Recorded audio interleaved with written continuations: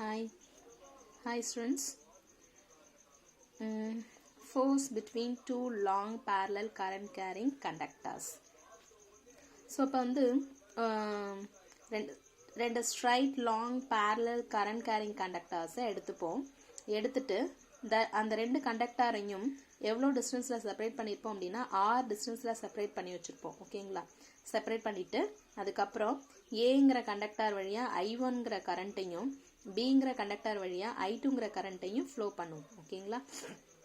அப்போது என்ன ஆகும் அப்படின்னு சொன்னால் கரண்ட் வந்து அதாவது என்ன ஒரு கன்வீனியன்ஸ் நம்ம என்ன பண்ணால் நமக்கு ஏற்ற மாதிரி ரெண்டுமே ஒரே மாதிரி டைரக்ஷனில் கரண்ட் ஃப்ளோ ஆகிற மாதிரி வச்சுருக்கலாம், ஆப்போசிட் டைரக்ஷனில் ஃப்ளோ ஆகிற மாதிரி நம்ம வச்சுக்கலாம். ஓகேங்களா? Right. Let two long straight parallel current carrying conductors are separated by a distance r be kept in air medium. ஓகேங்களா? Right.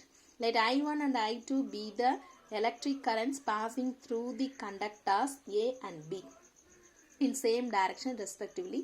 Then the net magnetic field at a distance r, net magnetic field at a distance r due to the current I1 in conductor A is என்னன்னு கண்டுபிடிக்கணும். ஓகேவா? So இப்போ அதாவது இந்த ரெண்டையும் நம்ம separate பண்ணி வச்சுருக்கிறதுல ஆர் டிஸ்டன்ஸில் ஏங்கிற கண்டக்டர் வழியாக எவ்வளோ கரண்ட் ஃப்ளோ எவ்வளோ மேக்னெட்டிக் ஃபீல்டு வந்து ப்ரொடியூஸ்ட் ஆகுது, இன்டியூஸ் ஆகுது அப்படிங்கிறத பார்க்க போகிறோம். So B1 is equal to μ0 I1 divided by 2 pi r which is equal to minus I. That is x, y, z. அதுக்காக minus I. ஓகேவா? So minus μ0 I1 divided by 2 pi r into I cap.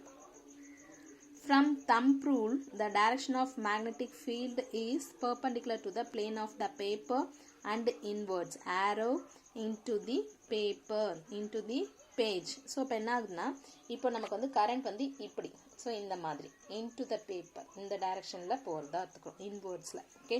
So from the thumb rule means வந்து நம்ம ஏற்கனவே படிச்சிருக்கோம் இல்லையா? So thumb ரூல்னால் என்னது நம்ம படிச்சிருக்கிறது இந்த மாதிரி. ஸோ இதுதான் கரண்ட்டோடைய டைரக்ஷன் அப்படின்னு சொன்னால் this is the magnetic field direction அப்படின்னு சொன்னால் இது கரண்ட்டோட டைரக்ஷன். அப்படி இல்லை இது கரண்ட்டோட மேக்னெட்டிக் ஃபீல்டோட டைரக்ஷனாக இது கரண்ட்டோட டைரக்ஷன். ஸோ அதுதான் இங்கே நம்ம பண்ணுறது. ரைட். இப்போ இந்த அலாங் நெகட்டிவ் ஐ டைரக்ஷன் அதனால தான் மைனஸ் ஐன்னு கொடுத்துருக்கோம். நெக்ஸ்ட் வந்து இப்போ என்ன பண்ண போகிறோம் அப்படின்னு சொன்னால் இப்போ I1 மட்டும் இருக்குது அப்படின்னா I2ங்கிறது எடுத்துப்போம். இப்போ I2ங்கிற small current element in DL இதுலேருந்து எடுத்துப்போம். ஓகேவா? ஸோ இதை மட்டும் எடுத்து வச்சுருந்தோம். இப்போ வந்து நம்ம கன்சிடர் பண்ண போகிறது என்னென்னா let us consider a small element of length dl, small elemental length dl in conductor B. Small elemental length dl in conductor B at which the magnetic field B1 is present. B1 இருக்கும் பொழுதே I2ங்கிற ஒரு small current எலமெண்ட்டை எடுத்துக்கிறோம். அது வழியாக B2ங்கிற magnetic field Bங்கிற magnetic field produced ஆகும். ஓகேவா? So from the equation of Lorentz force on the element of DL of conductor B is, ஓகேவா? ஸோ அது நம்ம வந்து லாரன்ஸ் ஃபோர்ஸ் கண்டுபிடிச்சிருப்போம். Lorentz force is equal to BIL அப்படின்னு நம்ம கண்டுபிடிச்சிருக்கோம் இல்லைங்களா? ஸோ அந்த ஃபார்முலாவை இங்கே நம்ம யூஸ் பண்ணிட்டோம் அப்படின்னு சொன்னால் I2, ஏன்னா நம்ம எடுத்துக்கிற ஸ்மால் கரண்ட் எலமெண்டல் ஏரியா வந்து I2. ஸோ அதனால் I2 DL into B1ஓட வேல்யூ நம்ம ஏற்கனவே கண்டுபிடிச்சி வச்சுருக்கோம். μ0 minus μ0 I1 divided by 2 pi r into I cap. So அதனால் இந்த I2 DL இது கூட சேர்ந்து மல்டிப்ளை ஆக போகுது. ஸோ இங்கே என்ன ஆகும் இது எல்லாமே வெக்டார். ஸோ அதனால் அந்த வெக்டார்ஸ் எல்லாத்தையும் நம்ம தனியாக எடுத்துக்கிட்டோம். நெக்ஸ்ட் ஒன்று வந்துட்டு நம்ம இந்த யூனிட் வெக்டார்ஸை மட்டும் நம்ம ப்ராடக்டில் கொடுத்துருக்கோம். ஸோ இப்போ இங்கே I1 அப்படிங்கிறது இந்த வழியாக கரண்ட் ஃப்ளோ ஆகும்போது. ஓகேவா? ஸோ இப்போ இதனால் இங்கே என்ன எடுத்துக்கிறோம்? B1ன்றது நம்ம இங்கே இருக்கு இல்லையா? ஸோ இது வந்து F2ங்கிறது என்னென்னா சேம் டைரக்ஷன் அப்படிங்கிறதுனால என்ன ஆகும்னா சேம் டைரக்ஷனாக இருந்துச்சுன்னா இங்கே என்ன பண்ணும் கண்டிப்பான்னா ரிப்பல் பண்ணும், சாரி சேம் போலாரிட்டியாக இருந்துச்சுன்னா ரிப்பல் பண்ணுன்னு நம்ம படிச்சிருப்போம். இங்கே சேம் டைரெக்ஷனில் கரண்ட் ஃப்ளோ ஆச்சு அப்படின்னு சொன்னால் என்ன பண்ணுவோன்னா அட்ராக்ட் பண்ணும். அதனால தான் F2ங்கிறது இந்த டைரெக்ஷனில் ஆரோ மார்க் போட்டிருக்காங்க. ஓகேவா, right. So I2 dl into B1 vector. So அடுத்தது வந்துட்டு நம்ம B1 I2 dl வந்து இன்ட்டு K கேப்பில் இருக்குது. ஸோ ஓகேவா, ஸோ XY Z.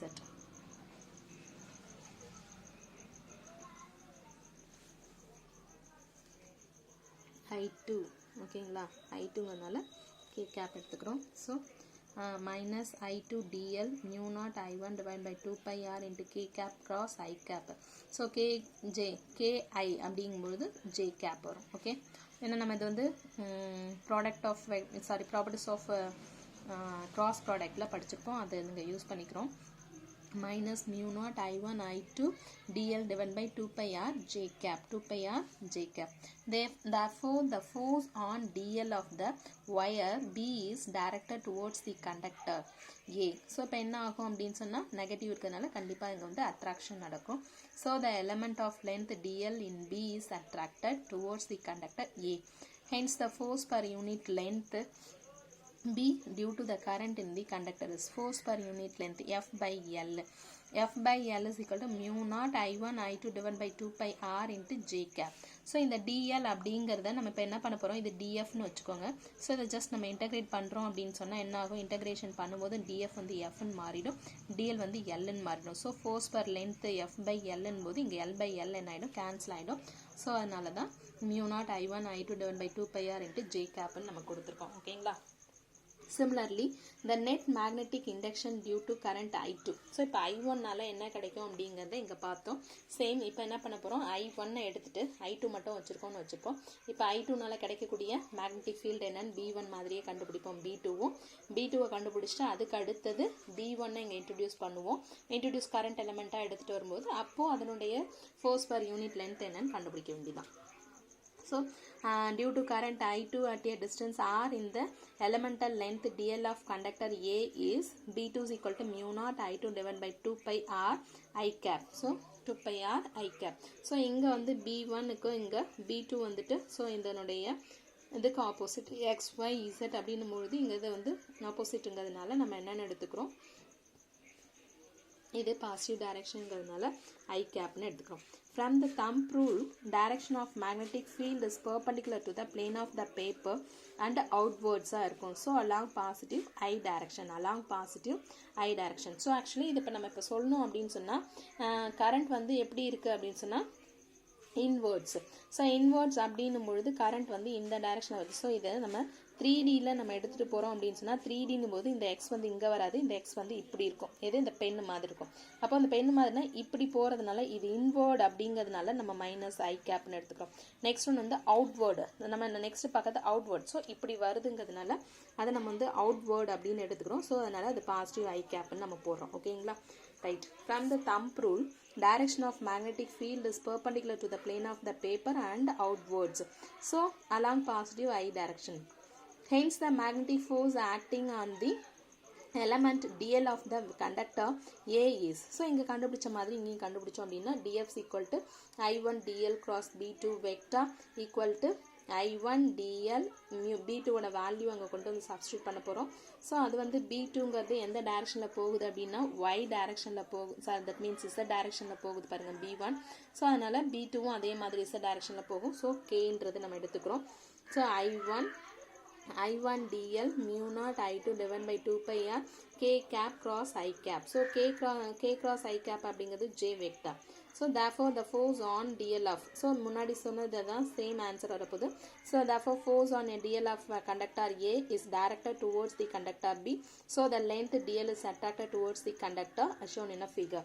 So அப்போ இங்கே புரியுதா உங்களுக்கு, I minus I plus I அப்படிங்கிறது இந்த இதை பொறுத்த வரைக்கும் I1 வந்து இன்வர்டு அப்படிங்கிறதுனால இப்படி போகுது. ஸோ இந்த டைரக்ஷன் அப்படிங்கும்போது நெகட்டிவ், அதே வந்து அவுட்வர்ட் வெளியிலேருந்து வருது, உள்ளேருந்து வெளியில் வருதும் போது பாசிட்டிவ். ஸோ அதனால் plus I.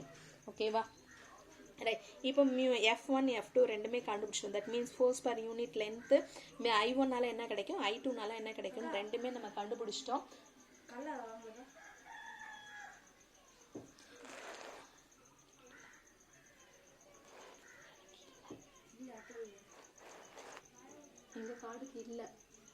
So the force acting per unit length of the conductor A due to current in the conductor B is என்ன நம்ம கண்டுபிடிச்சோம்னா force per unit length F by L is equal to mu naught I1 I2 divided by 2 pi R into J cap. So force acting per unit length of the conductor என்ன அப்படின்னு பார்த்தோம்னா F by L is equal to mu naught I1 I2 divided by 2 pi R into J cap.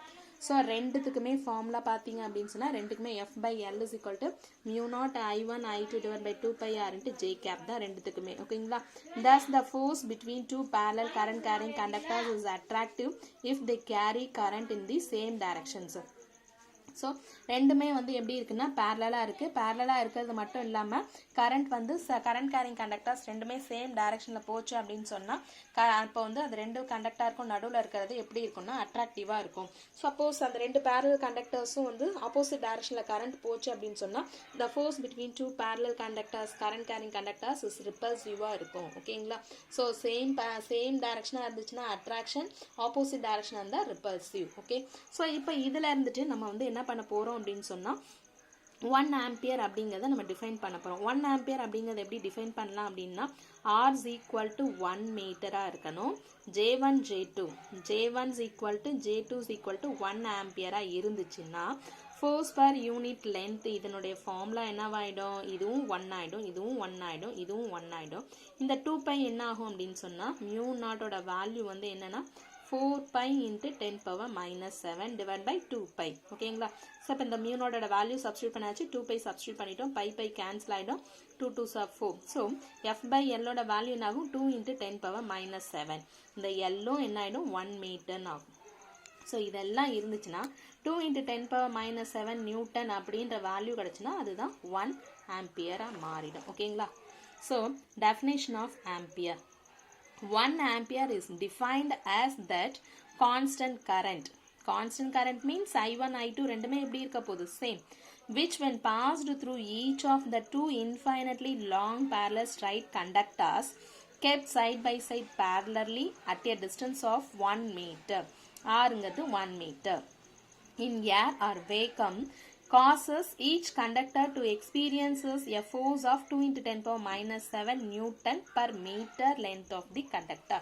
Per meter length of the conductor. So F oda value F by L oda formula mu naught. So mu naught oda value 4 pi into 10 power minus 7. I1 oda value 1. I2 oda value 1 divided by 2 pi into R oda value 1 அதான் சொல்லியிருக்காங்க. So 1 ampere is defined as that constant current. So 1 which when passed through each of the two infinitely long parallel straight conductors ரெண்டுமே long parallel straight conductors kept side by side parallelly at a distance எங்க வச்சிருக்கோம் at a distance of 1 meter. R வந்து 1 apart in air இல்லைனா vacuum ஓகேங்களா வச்சாச்சு. So அப்போ இது என்ன ஆகும், இந்த 1 எல்லாம் எல்லாமே கேன்சல் ஆகிடுச்சு. 1 தான் நமக்கு தெரியும் என்னன்றது, பை கேன்சல் 2 ஸோ வர ஆன்சர் 2 into 10 power minus 7. ஃபோர்ஸோட யூனிட் நியூட்டன், எல்லோட unit metre. So 2 into 10 power minus 7 newton per metre length of the conductor ஓகேங்களா. Thank you students. இந்த கொஷின் வந்து இம்பார்ட்டன்ட், லாஸ்ட் பப்ளிக் எக்ஸாமில் கேட்டிருந்த கொஷின், இது அடிக்கடி ரிப்பீட்டடாக கேட்குற கொஷின். ஸோ அதனால் இந்த கொஷினை படித்து இப்போவே எழுதி இன்றைக்கே சப்மிட் பண்ணிவிடுங்க. ஸ்டூடெண்ட்ஸ் பி சீரியஸ், ரெகுலராக படிங்க. Thank you students.